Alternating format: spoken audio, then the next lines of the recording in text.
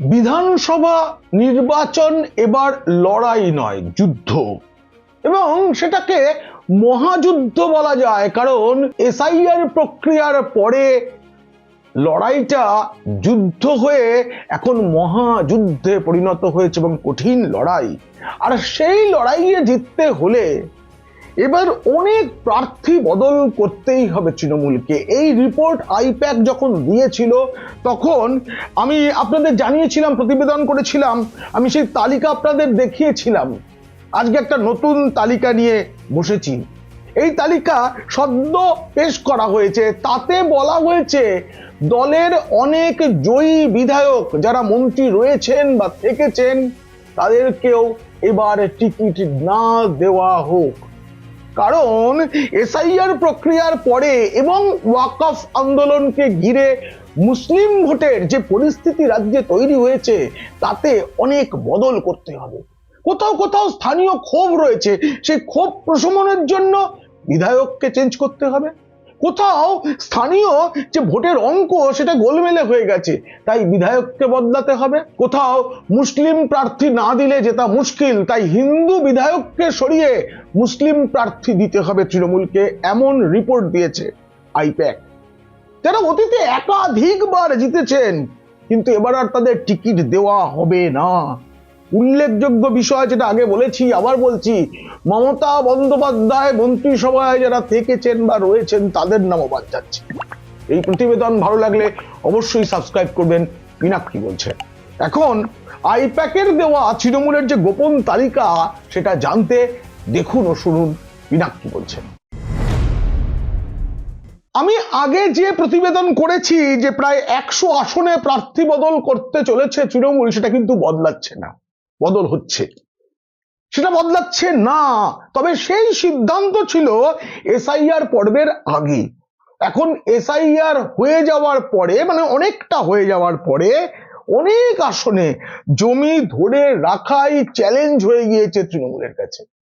খোদ কলকাতাতেও স্বয়ং মুখ্যমন্ত্রীর আসনই এখন খুব বিপজ্জনক, যদিও সেখানে প্রার্থী বদল হচ্ছে না। তবে যদি মুখ্যমন্ত্রী একাধিক আসনে ভোটে লড়তে দাঁড়ান তাহলে অবাক হবেন না, অবাক হওয়ার কিছু নেই। এবার ভোট যেভাবে যুদ্ধে পরিণত হচ্ছে তাতে অনেক কিছুই হতে পারে, তাই অনেক জয়ী বিধায়ককে প্রার্থী করা হবে না বলে ঠিক করেছে। সেসব প্রার্থীরা হয়তো ভাইপো বাবুর পছন্দের, পিসিমণির পছন্দের বিধায়ক, কিন্তু অঙ্ক বলছে তাদের সরাতে হবে। আর অঙ্ক নিয়েই আইপ্যাক কাজ করে, সেটাই তারা বলেছে। আমি সেই তালিকা আপনাদের বলবো, একে একে বলবো। একবারে উত্তরবঙ্গ থেকে শুরু করব, আস্তে আস্তে একেবারে দক্ষিণবঙ্গে যেমন করে নির্বাচন কমিশনের জেলা সাজানো আছে আমি সেইভাবে পরপর আপনাদেরকে বলে দেবো সেই তালিকায় কাদের কাদের নাম রয়েছে, কাদের কপালে দুঃখ। যারা বারবার জিতেছেন তাদের অনুগামীরা হতাশ হয়ে যাবেন যে তাদের নেতা এবার টিকিট পাচ্ছেন না। সেই তালিকা পেশের আগে একটা জরুরি কথা, আপনাদের জন্য আমি যে প্রতিবেদন বানাই তাতে অনেক সময় এবং পরিশ্রম দিতে হয়। যদি আপনারা ভালোবেসে আমাকে সুপার থ্যাঙ্কসের মাধ্যমে টাকা পাঠান তাহলে আরো ভালো ভালো ভিডিও বানানোর উৎসাহ পাবো আমি। দেখবেন ভিডিওর নিচে যেখানে সাবস্ক্রাইবার বাটন থাকে তার পাশেই থ্যাঙ্কস বাটন আছে। এই থ্যাঙ্কস বাটনে ক্লিক করে আমাকে ভালোবেসে যার যেমন সামর্থ্য তেমন টাকার সুপার থ্যাঙ্কস পাঠাতে পারেন। প্রথমেই কোচবিহার জেলা, একদম উপর থেকে শুরু করছি। রাজ্যের 1 নম্বর আসন মেখলিগঞ্জ, টিকিট পাচ্ছেন না প্রাক্তন মন্ত্রী পরেশ অধিকারী। নিয়োগ দুর্নীতি মামলায় আপনারা জানেন পরেশের মেয়ে অঙ্কিতাকে নিয়েও অনেক বিতর্ক হয়েছে। অঙ্কিতা অধিকারীর চাকরিও গিয়েছে। রাজ্যের শিক্ষা দপ্তরের প্রতিমন্ত্রী ছিলেন পরেশ অধিকারী, তার নাম দুর্নীতিতে জড়ানো হয়ে তার মন্ত্রিত্ব চলে গিয়েছিল। এবার প্রার্থীও করবে না দল। আলিপুরদুয়ার জেলায় তেমন কোনো পরিবর্তন নেই, কোনো বিধায়ক বাদ যাচ্ছেন না। তবে আলিপুরদুয়ার আসনে গতবার মানে 2016 সালে জিতেছিলেন সৌরভ চক্রবর্তী, কিন্তু 2021 সালে তিনি বিজেপির সুমন কাঞ্জিলালের কাছে হেরে যান। কিন্তু সৌরভ ওইখানে খুব যোগ্য নেতা, তিনি আবার টিকিট পেতে পারতেন, কিন্তু ইতিমধ্যে সুমন কাঞ্জিলাল বিজেপি ছেড়ে তৃণমূলে চলে এসেছেন। ফলে সুমন কাঞ্জিলালকেই তৃণমূল প্রার্থী করবে, ফলে সৌরভ চক্রবর্তীর আর আশা নেই। জলপাইগুড়ি জেলায় বড় বদল। ডাবগ্রাম ফুলবাড়ি আসনে রাজ্যের প্রাক্তন মন্ত্রী গৌতম দেব, তিনি এখন শিলিগুড়ির পুরপ্রধান, তিনি নিজেই প্রার্থী হতে চাইছেন না, যদিও দল শিলিগুড়িতে তাকে প্রার্থী করবে বলে একটা ভাবছে বলে শোনা যাচ্ছে, কারণ শিলিগুড়ি আসনটা খুবই কঠিন। শঙ্কর ঘোষ বিজেপির বিধায়ক এবং তিনি এখন মুখ্য সচেতক বিধানসভায়, তার বিরুদ্ধে হয়তো মেয়র গৌতম দেবকে আবার প্রার্থী করা হতে পারে, কিন্তু ডাবগ্রাম ফুলবাড়ি আসনে তিনি আর ফিরতে চাইছেন না। উত্তর দিনাজপুরে একটা বড় বদল আছে। উত্তর দিনাজপুরে আব্দুল করিম চৌধুরী, ইসলামপুরের বিধায়ক, তাকে টিকিট দেবে না। এটা অবশ্য তার বয়সের কারণে, কিন্তু আব্দুল করিম চৌধুরীর ওখানে যথেষ্ট প্রভাব আছে, কিন্তু বয়স হয়েছে, তাকে আর প্রার্থী করা হবে না, তবে তার বদলে অন্য কোনো মুসলিম মুখকেই আনা হবে। আপনাদের বলে রাখি, আমি বারবার বলছি, এবার তৃণমূল অনেক আসনে মুসলিম প্রার্থী বাড়াবে, কারণ মুসলিমদের মধ্যে যে ক্ষোভ তৈরি হয়েছে, মুসলিমদের মধ্যে থেকে এমনকি ভোটের আগে উপমুখ্যমন্ত্রী হিসাবে কোনো মুসলিম প্রার্থীর নাম বলা হোক, এমন দাবিও উঠতে পারে। ইমাম সংগঠনগুলো এরকম আলোচনা করছে। মুখ্যমন্ত্রী ইতিমধ্যে ইমামদের সঙ্গে বৈঠক শুরু করেছেন, কথাবার্তা বলছেন, কারণ মুসলিম ভোটের যদি সামান্য অংশও চলে যায় তাহলে কিন্তু তৃণমূলের সারে সর্বনাশ। ফলে অনেক জেলায় অনেক প্রার্থী হিন্দু প্রার্থীর বদলে মুসলিম প্রার্থী হবে, এবং সেটা বেশি হবে অবশ্যই মুর্শিদাবাদ, মালদহ, 24 পরগনায়। মালদহ জেলায় অনেক বদল। রতুয়ায় প্রবীণ সমর মুখোপাধ্যায়কে টিকিট দেবে না দল, এটা একদম নিশ্চিত হয়ে গেছে, কারণ তার বয়স হয়েছে, তাছাড়া তার বিরুদ্ধে অনেক অভিযোগও রয়েছে। বিধানসভায় তিনি তো মৎস্যমন্ত্রীকে, মানে তৃণমূলের বিধায়ক, তৃণমূলের মন্ত্রীকে অপদার্থ বলেছিলেন। এই বয়স এবং এলাকায় তার জনপ্রিয়তা কমে গিয়েছে, এই জন্য তাকে দেওয়া হবে না। একই কারণে টিকিট পাবেন না মানিকচকে প্রাক্তন মন্ত্রী সাবিত্রী মিত্র, তাকে টিকিট দেওয়া হবে না। মোথাবাড়িতে সাবিনা ইয়াসমিন হেরে যেতে পারেন বলে আইপ্যাকের রিপোর্ট, তাই জন্য সমীক্ষা রিপোর্ট অনুসারে যে প্রস্তাব দেওয়া হয়েছে তাতে সাবিনা ইয়াসমিন টিকিট পাবেন না। 3টি দপ্তরের প্রতিমন্ত্রী সাবিনা, তার টিকিট পাওয়া মুশকিল। তবে মহিলা এবং মুসলিম হওয়ার কারণে তার নাম একেবারে কাটা না গিয়ে হয়তো তাকে আশপাশের অন্য কোনো বিধানসভায় নিয়ে যাওয়া হতে পারে। সুজাপুরে টিকিট পাচ্ছেন না মোহাম্মদ আব্দুল গনি। বাইরন বিশ্বাস কংগ্রেসের টিকিটে জিতেছিলেন উপনির্বাচনে সাগরদিঘি থেকে, বিপুল হইচই হয়েছিল, তারপরে তিনি তৃণমূলে চলে গিয়েছেন, কিন্তু সেই বাইরন বিশ্বাসকে এবার যাতে টিকিট না দেওয়া হয় এমনই রিপোর্ট দিয়েছে আইপ্যাক, কারণ বাইরন বিশ্বাস এলাকায় সময় দেন না এবং তার বিরুদ্ধে নানা রকমের অভিযোগ রয়েছে। একইভাবে টিকিট না পাওয়ার সম্ভাবনা খুব বেশি। আমি বিধায়কদের নামগুলো পরপর বলছি। নবগ্রামে কানাই চন্দ্র মণ্ডল, খড়গ্রাম আশিস মার্জিত টিকিট পাচ্ছেন না। একইভাবে কঠিন জলঙ্গির বিধায়ক আব্দুর রেজ্জাক নাকাশিপাড়ার কল্লোর খাট টিকিট পাওয়া মুশকিল। বড়োয়ার বিখ্যাত জীবনকৃষ্ণ সাহা, তিনি পুকুরে কিংবা নর্দমায় তার মোবাইল ছুড়ে দেন, ইডি সিবিআই তার কাছে গেলে তিনি টিকিট পাচ্ছেন না। দুর্নীতিতে অভিযুক্ত জীবনকৃষ্ণ সাহাকে টিকিট দিলে তৃণমূল একেবারে গো হারবে। এমনিতেই জীবনকৃষ্ণের জন্য বড়ায় তৃণমূলের অবস্থা খুবই খারাপ, তারপরে তাকে টিকিট দিলে জামানত জব্দ হয়ে যেতে পারে, তাই অন্য কোনো প্রার্থীর কথা ভাবা হচ্ছে। ডোমকলের প্রাক্তন বিধায়ক জাফিকুল ইসলাম সম্প্রতি প্রয়াত হয়েছেন, তার জায়গায় মুসলিম মুখী আসবে। হুমায়ুন কবির ভরতপুরে কোনোভাবেই টিকিট পাচ্ছেন না, তিনি নিজের দল করেছেন, যদিও সেই দল আসলে কার সমর্থনে তা নিয়ে অনেক প্রশ্ন আছে, কিন্তু হুমায়ুন কবির টিকিট পাচ্ছেন না ভরতপুরে, এটা খুব স্বাভাবিক। তবে হুমায়ুনের কারণে মুর্শিদাবাদের অনেকের টিকিট বদল হতে পারে, কারণ হুমায়ুন যেটা বলেছেন তাতে একটা ইঙ্গিত রয়েছে যে তৃণমূলের অনেককে তিনি তার দলে টানতে পারেন। আপাতত সেদিকে তৃণমূল নজর রাখছে। ফারাক্কায় মনিরুল ইসলামের টিকিট পাওয়ার সম্ভাবনা খুবই কম। শামসেরগঞ্জ আমিরুল ইসলাম নাম কাটা যেতে পারে। স্বরূপনগর, আমরা উত্তরে চলে এসেছি, বিনা মণ্ডল বাদুড়িয়া, কাজী আব্দুর রহিম, অশোকনগর নারায়ণ গোস্বামী, বিখ্যাত নারায়ণ গোস্বামী, তিনি টিকিট নাও পেতে পারেন। নোয়াপাড়ায় মঞ্জু বসুকে টিকিট দেওয়া হচ্ছে না। এবং একটা চমকদার খবর, ব্যারাকপুরে রাজ চক্রবর্তীর টিকিট পাওয়া নিয়ে দ্বিধা রয়েছে।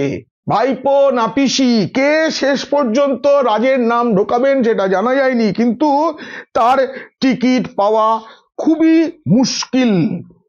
আচ্ছা, এবারে নাও পেতে পারেন টিকিট রাজ। আর পানিহাটি আসনে নির্মল ঘোষ টিকিট পাচ্ছেন না।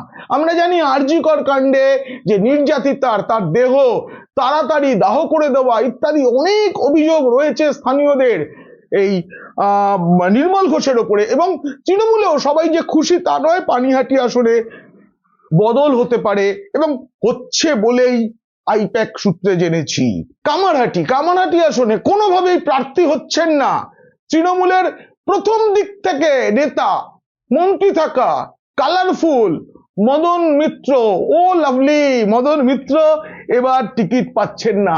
দেগঙ্গা আসনের রহিমা মণ্ডল টিকিট পাবেন না কোনোভাবেই। রহিমা মণ্ডল সম্পর্কে অনেক অভিযোগ, তাই দেগঙ্গায় এবার প্রার্থী বদল হচ্ছে। ভাইপোর জেলা দক্ষিণ 24 পরগনা, এখানে তো মুসলিম প্রার্থী প্রচুর বাড়ানো হবে। এমনকি ভাইপোর ডায়মন্ড হারবার লোকসভা, তার মধ্যে যে ডায়মন্ড হারবার বিধানসভা, সেখানেও প্রার্থী বদল হবে। আমি তালিকাটা বলে দিচ্ছি আপনাদের, দেখুন। মিনাখা আসন উষারানী মণ্ডল টিকিট পাচ্ছেন না। হিঙ্গলগঞ্জে টিকিট পাবেন না দেবেশ মণ্ডল। পাথর প্রতিমায় সমীর কুমার জানা টিকিট পাবেন না। কাকদ্বীপে মন্টুরাম পাখিরা, কুলপিতে গণেশচন্দ্র মণ্ডল, জয়নগরে বিশ্বনাথ দাস টিকিট পাবেন না বলেই আইপ্যাকের রিপোর্টে রয়েছে। আসলে এখানে যা পরিস্থিতি হয়েছে, ভোটের অঙ্ক পুরো বদলে গেছে। এসআইআর এ এত নাম বাদ গেছে, ফলে অনেক ভাবনা চিন্তা করে প্রার্থী দিতে হবে। তাই পুরনোদের নিয়ে ভাবাই হচ্ছে না, নতুনদের যারা লড়াই দিতে পারবেন এমন প্রার্থীদের কথা ভাবা হচ্ছে। বড় বদল বারুইপুর পশ্চিম আসনে বিধানসভার স্পিকার বিমান বন্দ্যোপাধ্যায়ের নাম নেই, তার নাম কাটা গিয়েছে। বিমান বন্দ্যোপাধ্যায় রাজ্যের স্পিকার, তাকে টিকিট নাও দিতে পারে তৃণমূল। মগরাহাট পূর্ব নমিতা সাহা, মগরাহাট পশ্চিমে গিয়াসউদ্দিন মোল্লা, দুজনকার নামই কাটা যেতে পারে। দুটি আসনেই মুসলিম মুখ আনতে চাইছে তৃণমূল এবং নতুন মুখ। ডায়মন্ড হারবার বিধানসভা আসন, আমি আগেই বলছিলাম, সেখানকার বিধায়ক পান্নালাল হালদার, তার কপালে দুঃখ আছে, খারাপ সময় শুরু হয়ে গেছে, টিকিট পাবেন না। সোনারপুর দক্ষিণে অরুন্ধতী মৈত্র, সোনারপুর উত্তরে ফিরদৌসি বেগম, এদের টিকিট না পাওয়ার সম্ভাবনা সবচেয়ে বেশি। বেহালা পূর্বে প্রার্থী বদল করে কলকাতার প্রাক্তন মেয়র শোভন চট্টোপাধ্যায়, মানে শোভন বৈশাখীর শোভন, তাকে যদি দেওয়া হয় তবে বেহালা পূর্বের প্রার্থী বদল হবে। রত্না চট্টোপাধ্যায় টিকিট পাবেন না। একই সঙ্গে মহেশতলায় শোভনের শ্বশুর মশাই তথা রত্না দেবীর পিতা মহেশতলায় টিকিট পাবেন না। দুলাল দাস টিকিট পাবেন না সেখানে রত্নাকে পাঠানো হতে পারে। বেহালা পশ্চিম পার্থ চট্টোপাধ্যায় তো কোনোভাবেই আর টিকিট পাবেন না, কোনো পাওয়ার কথাই নয়। যদি পার্থ চট্টোপাধ্যায়কে বেহালা পশ্চিমে টিকিট দেওয়া হয়, তাহলে গোটা রাজ্যেই হয়তো তৃণমূলের মানে সব আসনেই হার নিশ্চিত হয়ে যাবে। অর্থাৎ তাকে টিকিট দেওয়া হচ্ছে না। কলকাতার বালিগঞ্জ আসন, বালিগঞ্জে মুসলিম প্রার্থী দেওয়ার কথা ভাবছে এসআইআর এর পর। সেটা নাও হলেও বাবুল সুপ্রিয়, যিনি মমতা বন্দ্যোপাধ্যায়ের প্রথম একাদশে ঢুকবেন বলে মন্ত্রী হয়েছিলেন, কোন মন্ত্রী কেউ জানে না, খুঁজে পেতে দেখতে হয়। বাবুল সুপ্রিয়কে বালিগঞ্জে টিকিট নাও দেওয়া হতে পারে। তবে বাবুলকে নিরাশ করা হবে না, বাবুলকে পাঠানো হতে পারে তার পুরনো বিজেপির যেখানে তিনি সাংসদ ছিলেন সেখানে, এবং পাঠানো হতে পারে আসানসোল দক্ষিণ আসনে। এটা তৃণমূলের হারা আসন, গতবার এখান থেকে অগ্নিমিত্রা পাল জিতেছিলেন, তার বিরুদ্ধে বাবুলকে প্রার্থী করা হতে পারে। এবং সেটা হলে বাবুল আদৌ ভোটে দাঁড়াবেন কিনা তা নিয়ে বাবুল ঘনিষ্ঠদের মধ্যে অনেক প্রশ্ন রয়েছে। তালিকায় নাম নেই। কলকাতায় ঢুকে গেছি আমরা। কলকাতায় এন্টালির দীর্ঘদিনের বিধায়ক স্বর্ণকমল সাহা নাম নেই, নাম নেই। বহুবার বহুবার বিধায়ক হয়েছেন, বেলেঘাটার পরেশ পাল, তার নাম নেই। টানাপোড়েন চলছে জোড়াসাঁকো আসনের প্রার্থীকে নিয়ে। বিবেক গুপ্ত, বিবেক গুপ্তকে প্রার্থী করা হবে কি হবে না তা নিয়ে অনেক আলোচনা চলছে, কারণ এসআইআর এর পর এই যে অবাঙালি অধ্যুষিত জোড়াসাঁকো আসন, তার ডেমোগ্রাফি বদলে গিয়েছে। হাওড়া জেলা, হাওড়া জেলার উলুবেড়িয়া পূর্বে বিদেশ রঞ্জন বোস টিকিট নাও পেতে পারেন। শ্যামপুরে কালীপদ মণ্ডল, উদয়নারায়ণপুরে সমীর কুমার পাজা, জগৎবল্লভপুরে সীতানাথ ঘোষের টিকিট মিলবে না বলেই আইপ্যাকের রিপোর্ট। এখানে মুসলিম মুখ চাইছে তৃণমূল। হুগলির শুরুতেই উত্তরপাড়ায় টিকিট নয় কাঞ্চন মল্লিককে। চুঁচুড়া আসনে পুরনো নেতা অসিত মজুমদার, বলাগড়ে মনোরঞ্জন ব্যাপারী, পান্ডুয়ায় রত্না দেনাগ, যিনি হুগলির সাংসদও ছিলেন, তাদের টিকিট দেওয়া হবে না। টিকিট চলে যেতে পারে। হুগলির একসময় জেলা সভাপতি থাকা, রাজ্যের মন্ত্রী থাকা তপন দাশগুপ্ত, সপ্তগ্রামের বিধায়ক। চণ্ডীতলায় স্বাতী খন্দকার, আকবর আলী খন্দকারের স্ত্রী, চণ্ডীতলায় সম্ভবত টিকিট পাবেন না। এতদিন আকবর আলী খন্দকারের স্ত্রী স্বাতীকে একটা আবেগ রয়েছে বলে ভোট দেওয়া হতো। আইপ্যাকের রিপোর্ট বলছে এখন আর চণ্ডীতলায় এলাকায় আকবর আলী খন্দকারকে নিয়ে কোনো আবেগ নেই। নতুন প্রজন্মের অনেকেই চেনে না, তাই স্বাতী খন্দকারকে টিকিট দেওয়া হবে না বলে প্রাথমিক রিপোর্টে এসে গেছে। এইসব জায়গায় হুগলিতে মুসলিম অথবা যুবক প্রার্থীরা গুরুত্ব পাবেন। পূর্ব মেদিনীপুরে মন্ত্রী থাকা তমলুকের বিধায়ক সৌমেন মহাপাত্র টিকিট পাচ্ছেন না, কনফার্ম হয়ে গেছে উনি টিকিট পাচ্ছেন না। একইভাবে পাঁশকুড়া পশ্চিমে নন্দীগ্রামের মা হিসেবে খ্যাত ফিরোজা বিবি, তার নাম পুরোপুরি মুছে দেওয়া হয়েছে। কোনোভাবেই নন্দীগ্রামের মা ফিরোজা বিবিকে টিকিট দেওয়া হবে না। স্বাতী খন্দকারের মতো বিষয় এখানেও এখন আর নন্দীগ্রাম নিয়ে সেই আবেগ নেই, যেই আবেগে জিতে যেতে পারেন ফিরোজা বিবি, অতএব টিকিট দেওয়া হবে না। পুরুলিয়ার মানবাজারের সন্ধ্যারানী টুডু, বর্ধমানের মেমারিতে মধুসূদন ভট্টাচার্য, ভাতারে মান গোবিন্দ অধিকারী, রানীগঞ্জে তাপস বন্দ্যোপাধ্যায়, নানুরে বিধানচন্দ্র মাঝি টিকিট পাচ্ছেন না বলেই রিপোর্ট। বীরভূমে দুই জয়ীকে, এটাই শেষ জেলা, বীরভূমে দুই জয়ীকে সরিয়ে দিতে চায় তৃণমূল। সাঁইথিয়ায় নীলাবতী সাহা এবং নলহাটিতে রাজেন্দ্র প্রসাদ সিংহকে সরাতে চায় দল। কারণ এইসব জায়গায় স্থানীয় বিক্ষোভ রয়েছে এই দুই বিধায়কের বিরুদ্ধে। সবশেষে একটা কথা, রাজনীতি হলো অসম্ভবের শিল্প। যা অসম্ভব সেটা সম্ভব হয়ে যায় রাজনীতিতে। কবে কখন কি হয় কিছুই বলা যায় না। ফলে এই যে তালিকা আমি পেশ করলাম, তাতে কিছু ছোটখাটো রদ বদল হতে পারে। কখনো ভাববেন না যে এটাই ফাইনাল, কারণ যে তৃণমূলে এই যে এত জয়ীদের সংখ্যা বাদ গেছে, এটা কিন্তু বাড়তেও পারে আবার কমতেও পারে, কারণ তদবিরে অনেক কিছু হয় এবং তৃণমূলে তদবিরে প্রার্থী তালিকা বদলে যাওয়ার নজির অতীতেও দেখা গেছে। এই প্রতিবেদন কেমন লাগলো জানিয়ে অবশ্যই মন্তব্য করবেন। ভালো লাগলে বন্ধুদের, খারাপ লাগলে শত্রুদের শেয়ার করবেন।